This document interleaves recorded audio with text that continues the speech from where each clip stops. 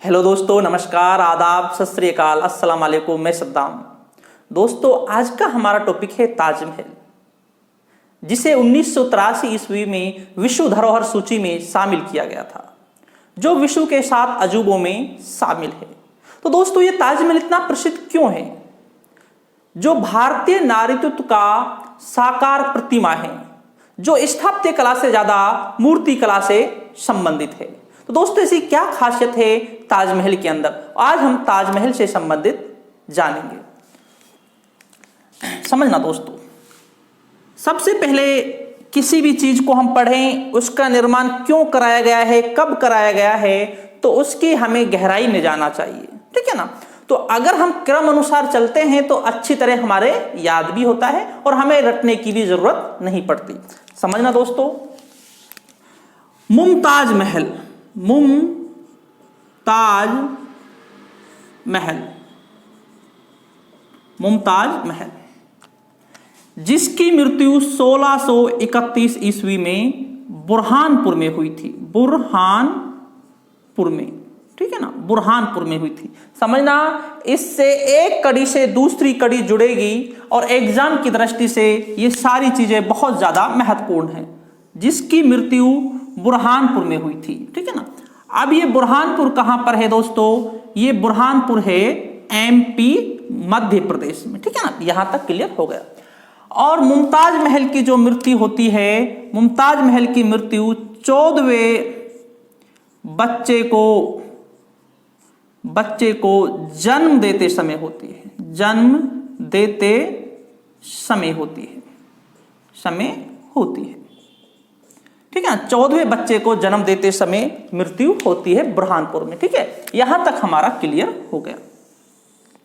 अब दोस्तों समझना, मृत्यु बुरहानपुर में होती है, तो इस समय जब मृत्यु होती है मुमताज महल की, उस समय शाहजहां ने भी नहीं सोचा था कि कहां पर दफनाया जाएगा, कहां पर नहीं दफनाया जाएगा। ठीक है ना? इसके बाद क्या होता है, मुमताज महल को जो ये बुरहानपुर है यहीं पर दफनाया गया था। अगर पूछ लिया जाए, यहां पर प्रश्न समझना, अगर आपसे पूछ लिया जाए शुरुआत में मुमताज महल को कहां पर दफनाया गया था, वह बुरहानपुर मध्य प्रदेश में दफनाया गया था। अब समझना क्यों दफनाया गया था, क्योंकि दोस्तों अगर डेथ बॉडी को वहां से आगरा लेकर आते तो दोस्तों उसमें काफी समय लग जाता, 1-2 दिन का समय लग जाता, तो जिससे बॉडी में सड़ने की संभावना हो जाती है। आजकल तो डेथ बॉडी को थोड़ा काफी समय तक रख लेते हैं, क्योंकि बर्फ की सहायता से, जैसा किसके समय किया गया था दोस्तों? हम बात करें बाबर की इच्छा थी कि मुझे काबुल में दफनाया जाए, लेकिन बाबर की मृत्यु के बाद उसे कहां पर दफनाया गया था? आगरा में आराम बाग में दफनाया गया था। वो इसलिए दफनाया गया था क्योंकि दोस्तों अगर काबुल लेके जाएंगे डेथ बॉडी को तो इतने वो सड़ जाएगी, इसलिए उसे वहां पर दफनाया गया था। ऐसा ही एग्जांपल यहां पर है, मुमताज महल की मृत्यु के बाद मुमताज महल को कहां पर दफनाया गया था? बुरहानपुर में। ठीक है ना? अब लेकिन अब बात तो यहां पर आती है, अब दफना दिया, अब यहां के बात बनती है बात। ठीक है ना? अब शाहजहां मुमताज महल से बहुत ज्यादा प्रेम करते थे। अब प्रेम करते थे तो कुछ ना कुछ ऐसा खास किया जाए जिससे जनता को भी पता चले, आने वाली पीढ़ियों को भी पता चले कि कितना प्रेम करते थे। इसके बाद दोस्तों क्या होता है, 1631 में मृत्यु होती है। इसके साथ ही 1631 से दोस्तों 1653 ईस्वी तक, कब तक? 1631 से 1653 ईस्वी तक, जिसमें टोटल कितने वर्ष लगते हैं? टोटल जिसमें 22 वर्ष लगते हैं। कितने वर्ष लगे? 22 वर्ष। 22 वर्ष लगे। और किसका निर्माण कराया? ताजमहल का निर्माण कराया। किसका निर्माण कराया? ताजमहल का निर्माण कराया। अब कैसे कराया था समझना, ये दोस्तों ये यमुना नदी है। समझना, ये है यमुना नदी है, यमुना नदी, ये है यमुना नदी है। ठीक है ना? यमुना नदी। अब दोस्तों इस यमुना नदी के दाएं किनारे, कौन से किनारे? दाएं किनारे ताजमहल का निर्माण कराया। ताजमहल का निर्माण कराया। ठीक है ना? कौन से किनारे? दाएं किनारे। अब समझना, जो ताजमहल है, जो ताजमहल है, ठीक है ना, जो ताजमहल है, हम थोड़ा समझने के लिए दोस्तों इसको थोड़ा बना लेते हैं, ठीक है। जो ताजमहल है, ठीक है ना, ताजमहल है, ये इसकी क्या है, गुम्मद, क्या है, गुम्मद, गुम्मद, ठीक है ना, क्या है दोस्तों, गुम्मद। ये जो गुम्मद है कंदाकार, कंदाकार गुम्मद है। अगर पूछ भी लिया जाए एग्जाम में तो कंदाकार गुम्मद है, कंद के आकार वाली गुम्मद है, ठीक है ना। और इसमें दोस्तों इधर इसमें 4 मीनारें हैं। क्या है दोस्तों, मीनार, मीनार, ठीक है ना, ये मीनारें हैं, मीनार, ठीक है, ये मीनारें हैं। अब आप समझना, ये ताजमहल है, ठीक है ना, जिसका जो प्रवेश द्वार है एक मेहराब द्वार, इस तरीके का प्रवेश द्वार है, ठीक है, यहां तक आ गया। अब समझना दोस्तों, बाद में यहीं पर मुमताज महल को दफनाया गया। कहां पर, मुमताज महल को दफनाया गया, मुमताज महल, मुमताज महल को दफनाया गया, दफनाया, ठीक है ना, मुमताज महल को यहीं पर दफनाया। अब आप एक बात और समझना, कलाकारी समझना, ठीक है ना। अगर दोस्तों हम वास्तुकार की बात करते हैं, वास्तुकार, वास्तुकार, अगर हम वास्तुकार की बात करते हैं तो अहमद लाहौरी थे। कौन थे, अहमद लाहौरी थे, अहमद लाहौरी। अगर हम मुख्य मिस्त्री की बात करते हैं, मुख्य मिस्त्री की बात करते हैं, मिस्त्री, तो मिस्त्री थे ईशा खां, ईशा खां, ठीक है ना। अब आप समझना, यहां पर भी समझना, जो ये अहमद लाहौरी है ये कहां से थे, ये फारस से था। फारस माने तो ईरान से थे, ठीक है ना। तो इसलिए ताजमहल में ईरानी प्रभाव आपको दिखाई देगा, ठीक है ना। अब समझना, जो ये गुम्मद हैं, इन्हें समझिए, जो ये मीनारें हैं, गुम्मद तो ऊपर है, जो ये मीनारें हैं, इन मीनारों का जो झुकाव है वह थोड़ा बाहर की ओर है। कैसे है, बाहर की ओर है। इन मीनारों का झुकाव बाहर की ओर है, अंदर की ओर नहीं है। ये इनका झुकाव इधर की ओर नहीं है, बाहर की ओर है। कैसा है, बाहर की ओर। अब समझना, उस समय के वास्तुकारों ने कितना सोचा था, कितना आगे तक का सोचा था, समझने की बात है। क्योंकि अगर कोई आपदा आएगी, अगर कोई आपदा आएगी तो जो ये गुम्बद अगर गिरने भी लगे तो ये ताजमहल के ऊपर या कब्रों के ऊपर नहीं गिरेंगे, ये फैल जाएंगे, ये बाहर जाकर गिरेंगे। कितनी समझदारी की बात है, ये सोचने की बात है। आज काफी इंजीनियरिंग काफी आगे पहुंच चुकी है, लेकिन अगर प्राचीन और मध्यकाल की बहुत सी इमारतों की हम बात करें, बहुत से एक पत्थर से मंदिर बनाए गए थे, एकाश्मक मंदिर बनाए गए थे, जैसे ताजमहल, कुतुब मीनार, बड़ी बड़ी इमारतें बनाई गई थी। तो उस समय की हम बात करें तो उस समय भी कितनी अच्छी इंजीनियरिंग रही होगी। ये आज भी जीता जागता प्रतीक है, ठीक है ना। तो ये गुम्बद है, इनका जो झुकाव है वे बाहर की ओर है, इन मीनारों का, ठीक है ना। गुम्बद तो ऊपर है, सॉरी, इन मीनारों का जो झुकाव है वो बाहर की ओर है। अगर ये गिरने भी लगे तो कब्र पर ना गिरकर ये बाहर जाकर गिरेंगे। अगली बात दोस्तों, यहां पर पानी है, ये यमुना नदी पर है। कौन से किनारे, दाएं किनारे, यहां पर पानी है। अब समझना, जो इसकी जो नींव है वो नींव भी पानी में है, ठीक है ना। अब समझना, इसकी जो नींव है, नींव में दोस्तों लकड़ी को काम में लिया गया है, लकड़ी को काम में लिया गया है। अर्थात जो इसकी नींव है वह लकड़ी से भरी गई है। ये प्रश्न आज भी एक बहुत ही महत्वपूर्ण है और ये सोचने की बात है। कुछ तो कहते हैं कि इसमें बांस की लकड़ियों को काम में लिया गया है, ठीक है ना। बांस की लकड़ियों को काम में लिया गया है, जिसमें पानी से मजबूती पैदा होती है, पानी से मजबूती पैदा होती है। कभी कभी ये प्रश्न उठता भी है, अगर यमुना नदी का पानी बहुत ज्यादा गंदा हो गया तो इस ताजमहल की नींव को भी नुकसान पहुंच सकता है।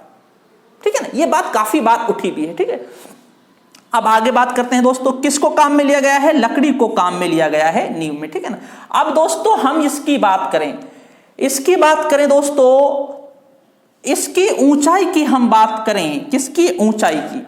इसकी जो ऊंचाई है, जो हाइट है, वह है 73 मीटर है। कितनी मीटर है? 73 मीटर इसकी हाइट है। ठीक है, 73 मीटर है इसकी ऊंचाई। ठीक है, 73 मीटर इसकी ऊंचाई है, जो लगभग कुतुब मीनार के बराबर है। कब तक किसके बराबर है? कुतुब मीनार के। ठीक है, इस दोस्तों ताजमहल को 1983 ईस्वी में विश्व धरोहर, किसमें? विश्व धरोहर सूची में शामिल कर दिया गया। कब किया गया था दोस्तों? 1983 को इसे विश्व धरोहर सूची में शामिल कर दिया गया और ये विश्व के 7 अजूबों में शामिल है। इसके लिए दोस्तों हम बात करें, हेवेल ने क्या किया है? हेवेल ने क्या कहा है? भारतीय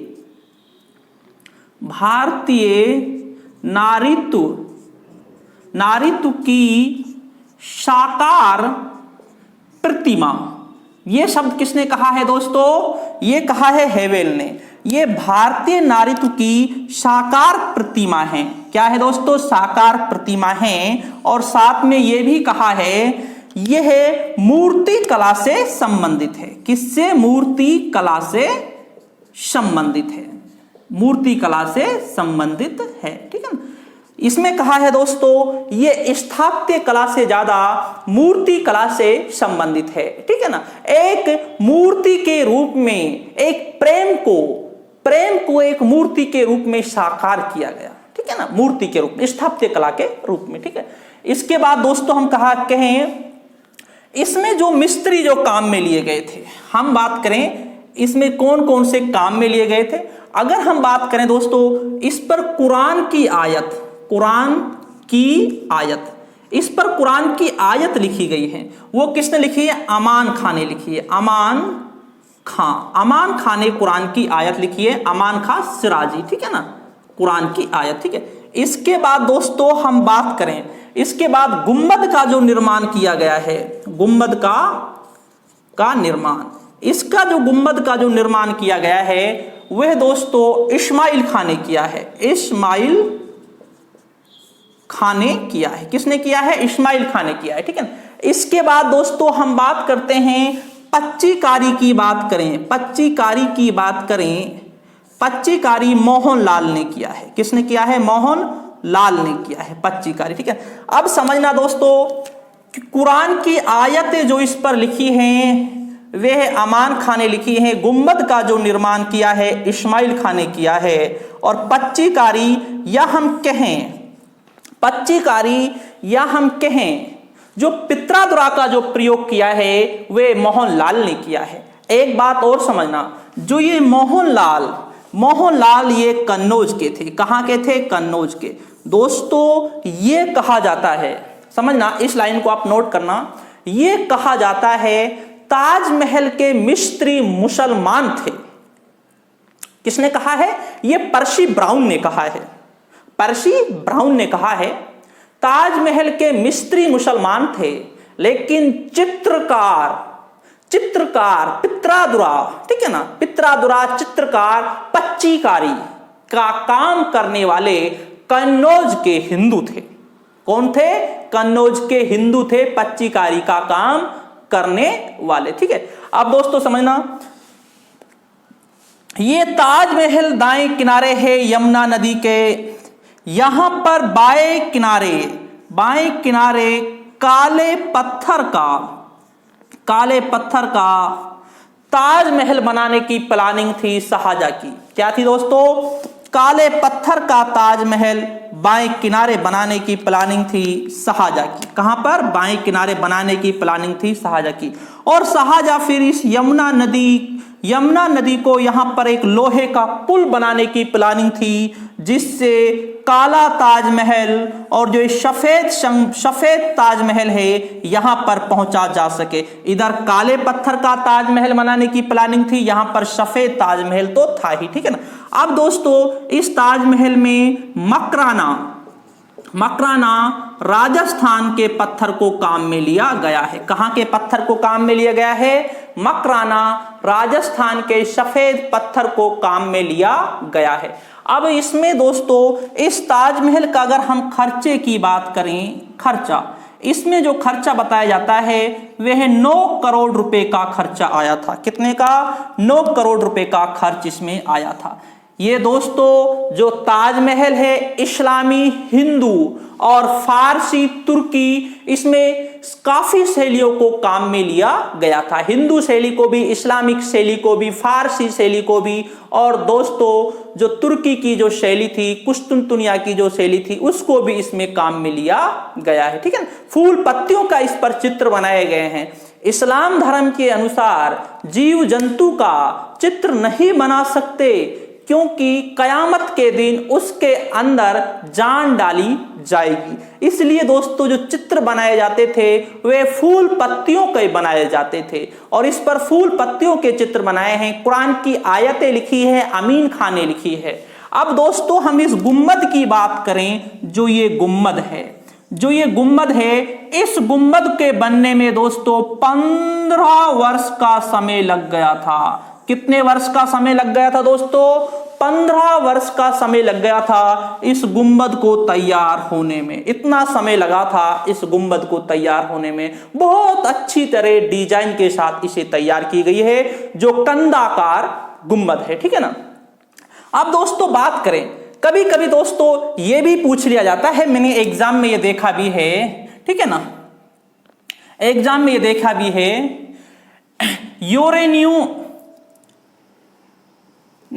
जेरोनियो और बेरेनियो, ठीक है ना, समझना इसको, जेरेनियो और बेरोनियो। कभी कभी एग्जाम में ये भी आता है दोस्तों, ठीक है ना। ये यूपीएससी में भी पूछा गया है क्वेश्चन, ठीक है ना।